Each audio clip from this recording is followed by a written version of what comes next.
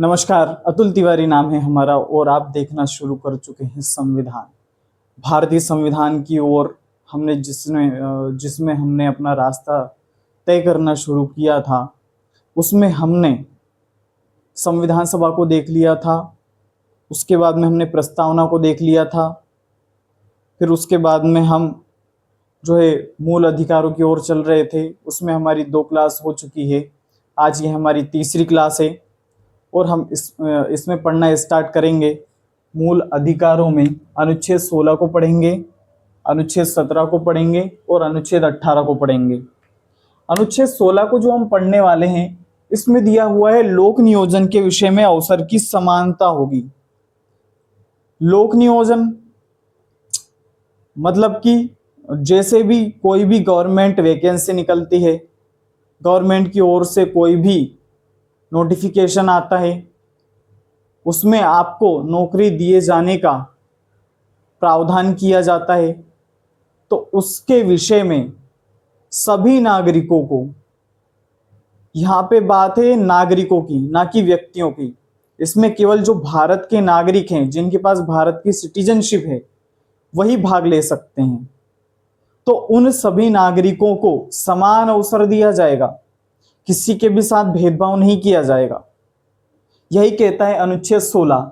इसके जो अनुच्छेद 16 की जो क्लोज 1 और 2 जो है, वो विधि के समक्ष समता की बात करते हैं। जो 1 और 2 क्लोज कहते हैं कि सभी व्यक्ति कानून के समक्ष समान हैं, कोई भी कानून से ऊपर नहीं है, सभी व्यक्ति कानून के समक्ष समान हैं। और तीसरा, चौथा, पांचवा और छठवां, इसका जो क्लोज 3 से लेकर 6 तक है, वो विधि के समान संरक्षण की बात करता है। विधियों के समान संरक्षण का मतलब, अगर कोई व्यक्ति पिछड़ गया है, कोई व्यक्ति वंचित रह गया है, तो उस व्यक्ति को मुख्य धारा में लाने का कार्य भी राज्य के द्वारा किया जा सकता है। ऐसा कहता है विधियों के समान संरक्षण। तो अनुच्छेद जो 16 के क्लोज 3, 4, 5 और 6 जो है, वो विधियों के समान संरक्षण की बात करते हैं। तो हम इसका सबसे पहला देख लेते हैं अनुच्छेद 16(1). इसमें राज्य के अधीन पदों में लोक नियोजन के विषय में अवसर की समानता होगी। वही बात है जो हमने यहाँ पे देखा कि राज्य के अधीन जितने भी पद हैं, जो भी वैकेंसी गवर्नमेंट निकालती है, उनके अधीन जितने भी पद हैं, उनमें सभी को समान अवसर दिया जाएगा, ना कि किसी के साथ भेदभाव किया जाएगा। किसी के भी साथ भेदभाव नहीं किया जाएगा, सभी को समान अवसर दिया जाएगा। और वो जो विषय हैं कि जिनके आधार पर किसी भी व्यक्ति के साथ भेदभाव नहीं किया जाएगा, वो कौन कौन से विषय हैं? तो वो आधार हैं धर्म। किसी भी व्यक्ति के साथ धर्म के आधार पर भेदभाव नहीं किया जाएगा, चाहे वो हिंदू हो, मुस्लिम हो, सिख हो या ईसाई हो। मूल वंश के आधार पर भेदभाव नहीं किया जाएगा, उसका वंश क्या है उसके आधार पर नहीं, जाति के आधार पर नहीं, चाहे ब्राह्मण हो, क्षत्रिय हो, वैश्य हो, शूद्र हो, किसी भी आधार पर भेदभाव नहीं होगा। लिंग के आधार पर, चाहे वो स्त्री हो चाहे वो पुरुष हो, नहीं होगा भेदभाव। जन्म स्थान के आधार पर, उसने कहाँ पे जन्म लिया था, इसके आधार पर भी भेदभाव नहीं होगा। निवास के आधार पर, वो कहाँ रहता है।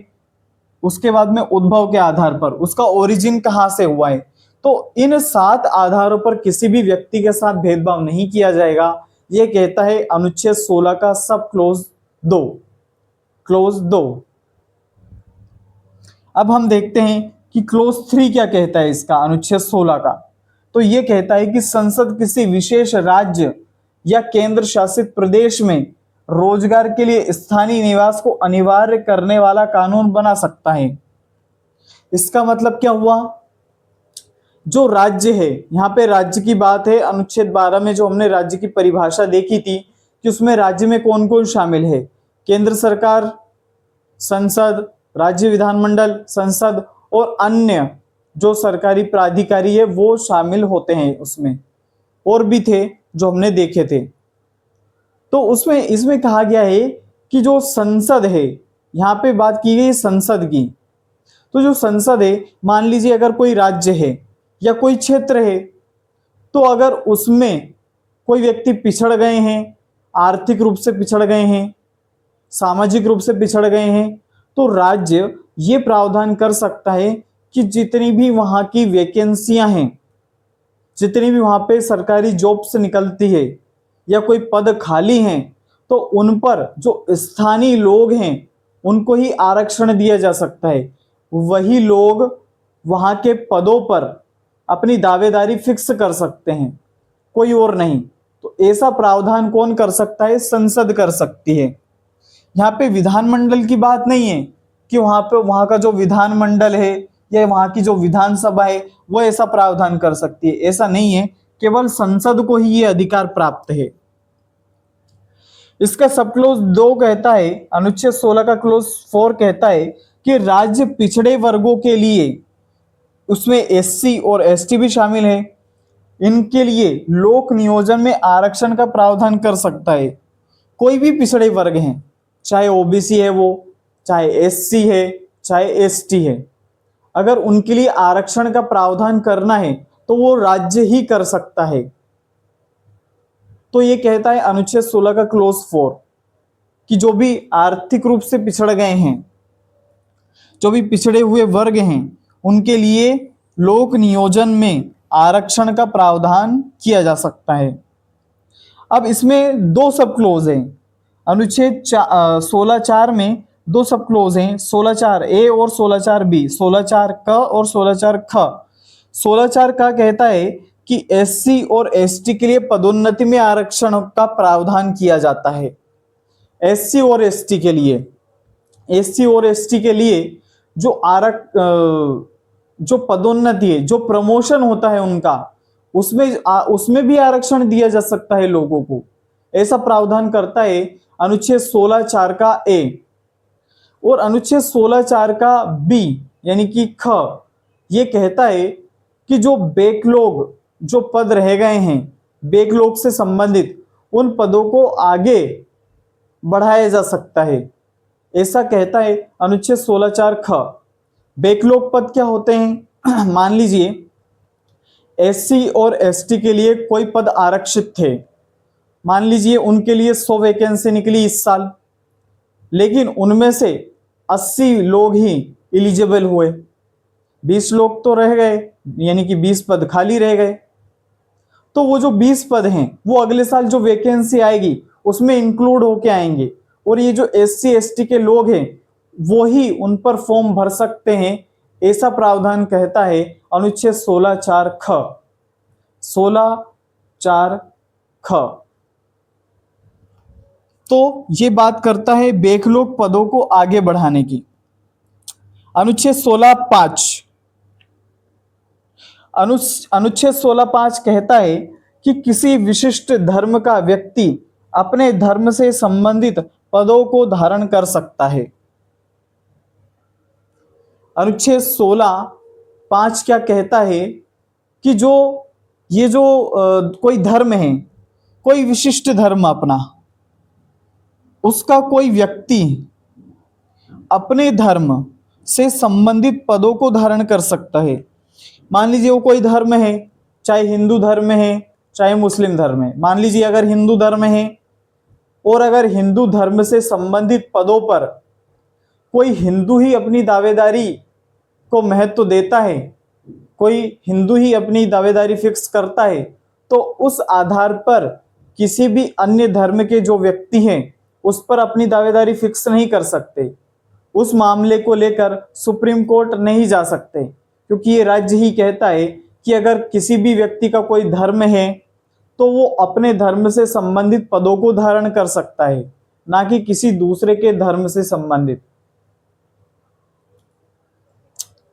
तो हमने इसका अनुच्छेद 16 का क्लोज 5 देखा। अब हम देखते हैं अनुच्छेद 16 का क्लोज 6। ये कहता है कि केंद्र सरकार की जो नौकरियां हैं उनमें समाज के आर्थिक रूप से कमजोर वर्ग को 10% आरक्षण दिया जाएगा। जो 103वां संविधान संशोधन हुआ था 2019 में, उसके द्वारा कहा गया था कि जो आर्थिक रूप से कमजोर वर्ग हैं समाज के, उनको 10% आरक्षण दिया जाएगा, चाहे वो शिक्षण संस्थान हो, चाहे वो गवर्नमेंट वैकेंसीज हो। उसमें जो आर्थिक रूप से कमजोर वर्ग रह गए हैं उनको 10% आरक्षण की बात करता है, यानी कि जो इकोनॉमिकली वीकर सेक्शंस हैं उनको 10% आरक्षण दिया जाएगा। ये प्रावधान किया गया है अनुच्छेद 16 के क्लोज 6 में। अब हम अनुच्छेद 17 को देख लेते हैं। अनुच्छेद 17 अस्पृश्यता के अंत की बात करता है। अस्पृश्यता मतलब कि छुआछूत। जो भी व्यक्ति किन्हीं व्यक्तियों से ऐसी बात करते हैं कि आप दूर रहिए, आप हमसे दूर रहिए, हम आपके छूने से या आपके पास आने से भ्रष्ट हो जाएंगे, तो इस बात की मनाही की गई है अनुच्छेद 17 में। इसमें कहा गया है कि अस्पृश्यता का अंत किया जाता है और इसका किसी भी रूप में आचरण जो है वो निषिद्ध किया जाता है। यह कहता है अनुच्छेद 17। ये जो अनुच्छेद 17 है जिसमें अस्पृश्यता की बात की गई है कि अस्पृश्यता का अंत किया जाता है, इसको अस्पृश्यता को भारतीय संविधान में कहीं भी परिभाषित नहीं किया गया है। जो अस्पृश्यता है उसको भारतीय संविधान में कहीं भी परिभाषित नहीं किया गया है। इसकी डेफिनेशन इंडियन कॉन्स्टिट्यूशन में कहीं भी नहीं दी गई है।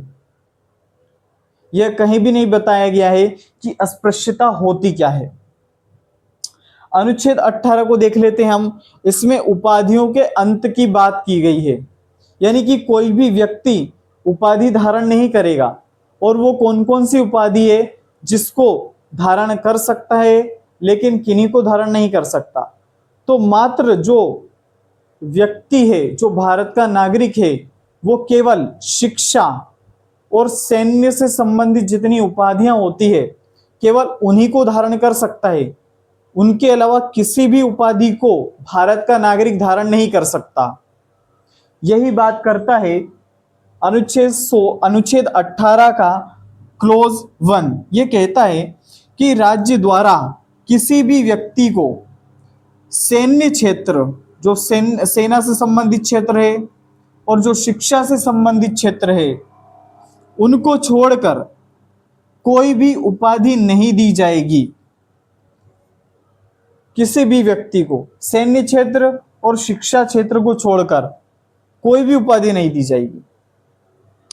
जैसे शिक्षा से संबंधित उपाधियां कौन कौन सी है? डॉक्टरेट हो गई, एडवोकेट हो गई, जजेस हो गई, यानी कि न्यायाधीश। तो उनसे संबंधित जो उपाधियां है वो तो दी जा सकती है। इसी प्रकार सैन्य से संबंधित उपाधियां भी दी जा सकती है, जैसे ब्रिगेडियर हो गए, लेफ्टिनेंट कर्नल हो गए। ये ऐसे जो पद हैं, ऐसी जो उपाधियां हैं वो तो दी जा सकती है, लेकिन इनके अलावा कोई भी अन्य उपाधि नहीं दी जाएगी। ये कहता है अनुच्छेद 18(1). 18(2) क्या कहता है? अनुच्छेद 18 का क्लोज 2 का क्या कहता है? ये कहता है कि भारत का कोई भी नागरिक जो है वो किसी विदेशी राज्य से कोई उपाधि प्राप्त नहीं कर सकता। ये तो आप समझ ही गए होंगे कि भारत के नागरिक की बात की जा रही है। जो भारत का नागरिक है वो किसी भी अन्य विदेशी राज्य से, चाहे वो अमेरिका हो, ब्रिटेन हो, फ्रांस हो, रूस हो, कोई भी देश हो चाहे वो, उससे कोई भी उपाधि प्राप्त नहीं कर सकता है। ये कहता है अनुच्छेद 18 का क्लोज 2। अनुच्छेद 18 का क्लोज 3 क्या कहता है? ये कहता है कि विदेशी व्यक्ति जो कि भारत सरकार के अधीन है, राष्ट्रपति की सहमति के बिना किसी भी विदेशी राज्य से कोई उपाधि प्राप्त नहीं कर सकता। मान लीजिए भारत सरकार के अधीन कोई लाभ का पद पर कोई विदेशी व्यक्ति है, वो भारत सरकार के अधीन कोई लाभ का पद धारण करता है, कोई गवर्नमेंट पद को धारण करता है, तो वो किसी भी अन्य विदेशी राज्य से उपाधि प्राप्त नहीं कर सकता। और अगर उसे ऐसा करना है तो उसे राष्ट्रपति की सहमति लेनी पड़ेगी। अगर राष्ट्रपति ने कह दिया कि हाँ आप हाँ ले सकते हो तो वो ले सकते हैं उपाधि, अगर मना कर दिया तो आप कतई नहीं ले सकते। उसके बाद में अनुच्छेद 18 का क्लोज 4 देख लेते हैं हम। ये कहता है कि भारत में लाभ का पद धारण करने वाला कोई भी व्यक्ति राष्ट्रपति की सहमति के बिना किसी भी प्रकार का उपहार स्वीकार नहीं कर सकता। यहाँ पे बात हो रही थी उपाधियों की, लेकिन यहाँ पे क्लोज 18 का क्लोज 4 कहता है कि कोई भी उपहार यानी कि गिफ्ट प्राप्त नहीं कर सकते आप। जो भी व्यक्ति भारत सरकार के अधीन लाभ के पद पर है वो कोई भी उपहार प्राप्त नहीं कर सकते। अगर ऐसा करना है तो आपको राष्ट्रपति की सहमति लेनी पड़ेगी। अगर सहमति नहीं मिलती है तो आप वो उपहार प्राप्त नहीं कर सकते। तो ये कहता है अनुच्छेद 18 का क्लोज 4। तो इसी प्रकार से हमने जो मौलिक अधिकार पढ़ना स्टार्ट किए थे उनमें हमने अनुच्छेद 16 को पढ़ा है, अभी 17 को पढ़ा है और 18 को पढ़ा है। अगली क्लास में हम अनुच्छेद 19 को कंप्लीट करेंगे, 20 को, 21 को, और इसी प्रकार से हम आगे बढ़ते जाएंगे। अभी हमने जो समानता का अधिकार है जो कि अनुच्छेद 14 से लेकर 18 तक है उसको पूरा कंप्लीट कर लिया है, समानता का अधिकार। अब हम आगे के जो अधिकार हैं जैसे स्वतंत्रता का अधिकार है, इनको हम जो कि 19 से लेकर 22 तक है उनको हम कंप्लीट करेंगे। फिर उसके बाद में शोषण के विरुद्ध अधिकार देखेंगे, धार्मिक स्वतंत्रता का अधिकार देखेंगे, और उसके बाद में संस्कृति एवं शिक्षा संबंधी अधिकार देखेंगे, और संवैधानिक उपचारों का अधिकार देखेंगे। तो ये देखने वाले हैं। तो मैं आशा करता हूं कि आपको ये लेक्चर पसंद आया होगा। अगर पसंद आया हो तो प्लीज़ लाइक कीजिएगा, शेयर कीजिएगा और सब्सक्राइब जरूर कीजिएगा। Thank you so much.